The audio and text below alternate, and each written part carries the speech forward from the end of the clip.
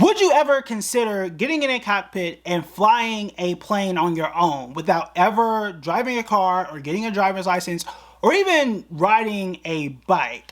What do you think your odds of success are going to be? That's the question I want to ask you. And I want you to take that question and ask it when it comes to options and option trading. In this video, I want to tell you what you need to know as you go into your option trading journey and the pitfalls that you might run into. What I'm trying to do here is get your mind right as you're going into option trading, because there are a lot of people extremely attracted to the idea of making thousands in option trading, and it is possible. It is absolutely possible if you know exactly what to look for and how to approach it. So I'm going to tell you exactly what you need to know before you leave this video and go on the YouTube rabbit hole. I'm going to save you a whole lot of money right before you make some major mistakes. So let's go ahead and break it down. We got 6 things that you do need to pay attention to. This is not going to be a strategy video and do this option and don't do all that type of stuff. Again, this is to get your mind and your focus right for what to look for and what to avoid, to get your expectations in line. So the first one is this. It's obviously focused for beginners, and you need to know that there are levels to this. As I mentioned in the very beginning, if you're someone who has never driven a car, you don't have a driver's license, you've never even ridden a bike on your own, flying a plane probably isn't the best thing for you, and your odds of success are not high. That is what option trading is. It is one of the more complex, deeper pools of investing, jargon out there. Option trading has a very easy end, and that would be the covered calls if you ask me, and then it gets very, very deep. It is like the ocean in terms of all the complex things that you can do to make a lot of money. There is money in option trading. I'm not going to sit here and tell you not to do it and that there's no money out there, but it is deep. And I don't think people who have never invested before, and I just opened my investing account yesterday, I'm super excited, let me jump straight into option trading, you probably don't want to do that. Okay, you want to slow down and master the basics first. What are the basics? I would say start off with index funds. Yes, index funds are very boring. It is a long, boring path to wealth, but it does work. Then as you move up, you really want to focus on knowing how to choose and invest in and research individual stocks. I've done a whole video on how you can do that, because that's going to be extremely important as you move into options, because options are based on those individual stocks. You are buying a call option, which means you are expecting that stock to go up, or a put option, meaning you are expecting that stock to go down based on what? The stock that you either own or don't own. That is what this whole thing is about. It's based on that stock. But if you never researched it, you don't know how to research it, or if that stock is expected to go a certain direction, you're not going to know that. And that is the issue here. So if you buy an option on something that you have no idea what it's doing, what it's expected to do, or what direction it's going in, you're going to be in a bad place, right? A bad place real quick.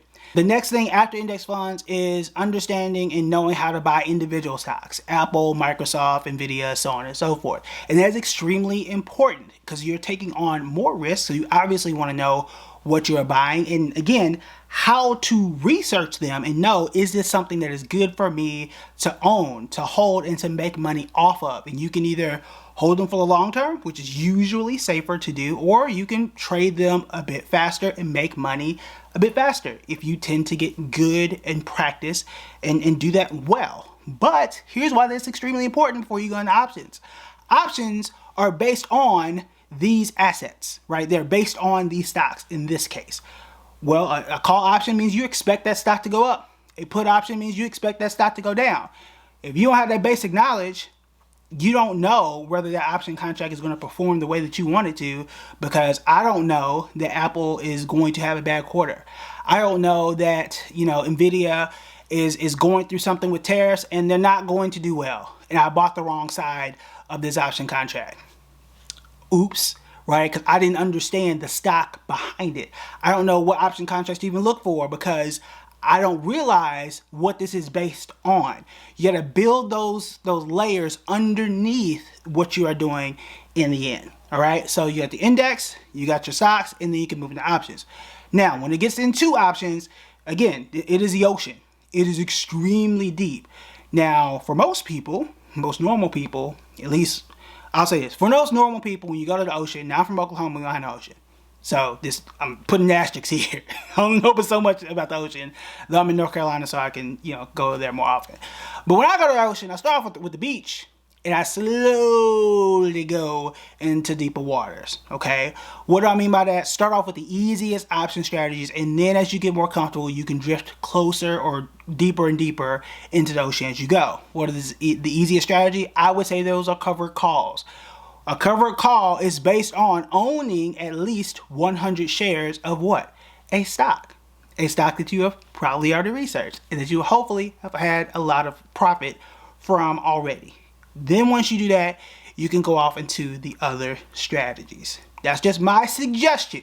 But again, you can do whatever type of strategies that you want, but you would have had a very strong foundation of what's going on in the market and how to profit from the market as well, as opposed to skipping all that, jumping into the deepest part of the ocean in a submersible.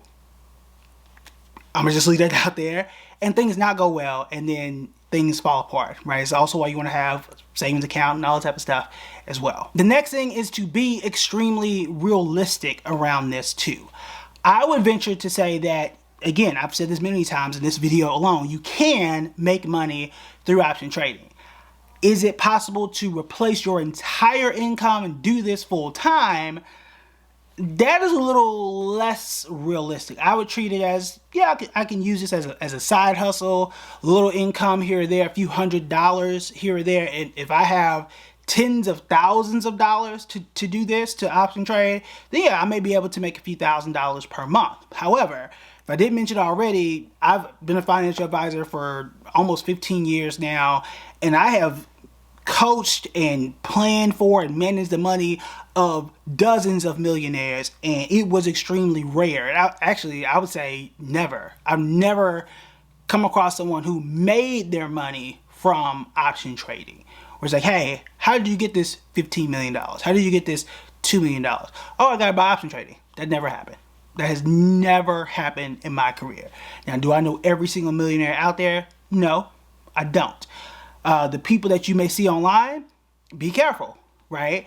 There are only a handful of people that I truly trust who you may see online. I do know a lot of people who teach options and a whole bunch of other things. The circle is small. The circle is real small out there, but there are only a handful of people that I would trust to really teach options. And these are people that I've met in person, right? There are conferences that we go and meet at, but people I would trust that would really teach me the truth, right? Or tell other people the truth about what is truly going on in the market or with option trading and everything in between. Because what actually happens is the majority of people, and the things that you may see online, is they make more money by teaching options than actually making money from the option trading on their own. That is what happens.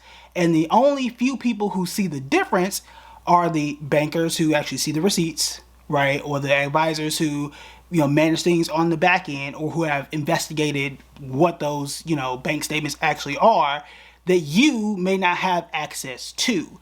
That there is the problem. There are so many people who, if they weren't teaching courses or making money from the coursework, wouldn't have made enough money from trading options to continue to live the lifestyle that they have, or make any money, period, because option trading is very difficult to stay consistent with.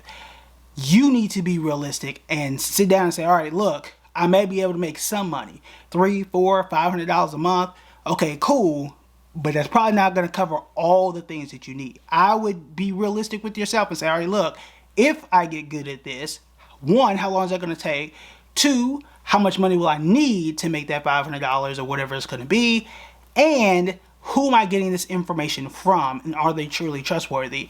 Because with AI now, with Photoshop, years ago, feels like years ago, you got to be careful around the information. So be realistic around what your expectations are and what it's going to cost to realize the dreams that you are trying to hit as well. So I'm putting it out there. We've seen this with FTX.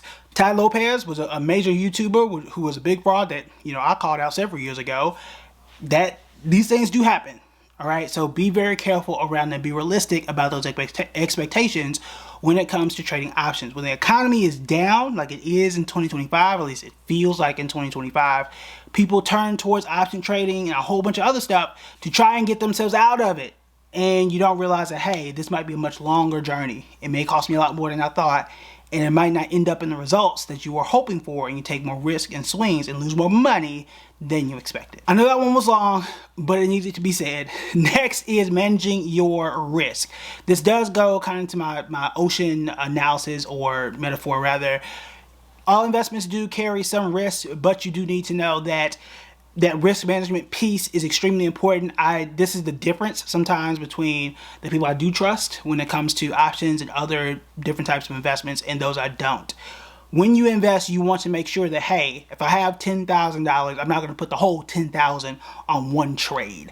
That don't make a whole lot of sense. That's not good risk management. Okay, you want to make sure that you are managing that risk in the best way possible and investing what makes sense, right? In terms of, hey, I'm setting myself up to either make X amount or lose as much as X, so I still have some to continue to play with. And most importantly, it's not going to risk my house, right? I'm not taking on a loan to do this, which would be extremely dangerous. I'm also not going to, take out of my emergency savings. I have enough there. This is an isolated set of money that I'm doing this with. So be very, very careful in managing your risk. Now, I'm not going to tell you how to do that because I don't know what strategy you got. Right, I don't know what your risks are, so be very careful, whatever it is, in managing risk if you go out into the options ocean. Next, and I've said this many times before, is always consider the source. Who are you getting your information from? What is their experience in that field? Are they true experts in the field they're teaching you from? No, I don't think they have to have a degree or have to be an advisor or anything like that. I don't think that's required for someone to teach you options. They're very good educators that don't have degrees that can still teach you how to be very good at those things. There are millionaires that never went to school, right?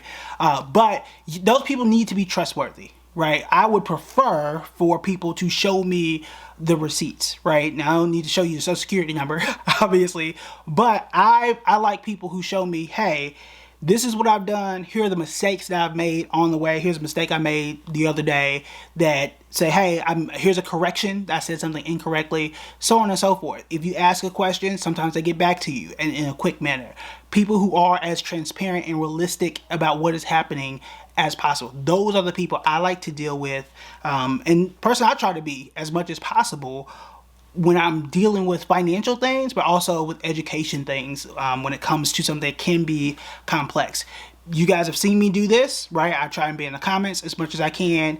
I do videos every single year we do a video about what I think the stock market. I do a video every month about what I think are the best stocks, but also about twice a year, we talk about the things that we thought that did not go well.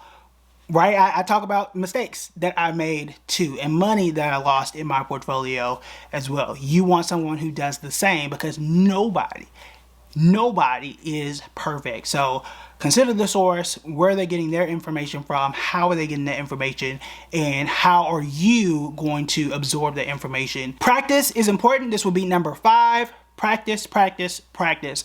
There are what we call paper trading programs. Thinkorswim is one of those, though I think Thinkorswim is quite complex, where you get to practice these trades. So depending on what type of option platform you're using or strategy that you're using, you are able to practice how you are doing those trades to see how much money you would have made. This is extremely important because I would rather lose fake money than lose my actual money. Now, how long you practice, people ask me this all the time. It's tough. Right? Because you can practice for a year, and that's a year that you could have made a whole lot of money. Also, you could have lost money for a year, and thank goodness you didn't, because you still have that money today. So that's totally up to you how long you feel like you need to practice. Depends on, what that hit rate is. How, do you win 70% of the time? Do you win 50% of the time? Is it 2%? Right? So that is totally up to you. It's really hard to call, but I think it's that percentage. What percentage of the time do you do well? How comfortable are you with it? But that practice is extremely, extremely important. That's what makes me feel comfortable. What made me feel comfortable with options is I've done it. I did it enough times. I got very good at what I was trying to do with my strategy, which was cover calls. And so, hey, good. This is consistent for me. I know what I'm doing. I'm gonna just leave it alone. But as you get more advanced, continue practicing, know what you're looking for, and continue with that. Number 6 is the thing I think most people, I would say, fall victim to in a way. Remember that all investing, but also option trading perhaps even more, is contingent on context. When I say contingent on context, that means what is happening in the stock market is going to determine how successful you are in that point in time. Meaning, in 2020, there were certain stocks and certain options that were doing really well. 2022, 2021, the stock market was a bit shaky. Things were different, right? In the meme stock era, those stocks and even those options were banging. It was easy to make money then. Now, on those same stocks, not so much. A little different, right? So you are going to have to tailor those things as you move forward. And that experience only teaches you that. For example, if you're learning options in 2025, you may be real good after you practice in 2025, but 2026, 2027, the market changes, life changes, and you say, oh, wait a minute, I might not be good at this anymore. What you need to do is go back to that process. For example, and I mentioned this many times before, back in the pandemic era, there were certain stocks that were really good and very easy to make money from, whether it was day trading, option trading, whatever it was. The market was just crazy at that time. That was the context of what was happening in that era. When the market was down in 2022, you could still make money from options, but those meme stocks weren't hitting like they were, right? Wasn't hitting like they used to. Every single year, or every era, if you will, things change just a bit. So know that you could be very good at trading options in a niche area, but you are going to have to evolve a bit and say, all right, look, it's working now. Something's starting to fall off. Maybe I need to change the stock option that I'm using. So maybe I was trading options on Nvidia. Maybe I need to trade options based on Apple or something else down the line. So just know that, hey, it might not be you. It could be something else that is happening as the seasons change, but just know that it is, or can be rather, contextual. So keep that in mind as you go through these option journeys. But the main thing I want you to know is it is a long journey. It can absolutely be complex. And also remember, stay grounded and keep your mind in reality, in that you're not going to make $50,000 or $60,000 tomorrow. You are going to have to slow down and slowly chip at this to reach whatever goal that you are trying to reach. I'm not trying to be negative and say you can't reach your financial freedom number, right? I'm just saying that it's not going to happen overnight. Slowly master the basics as you work up, and practice until you get the results that you are trying to get. Then you can move forward. You want to learn more about the stock market or how to research good stocks to begin with as you master the basics? These are the videos you want to check out next.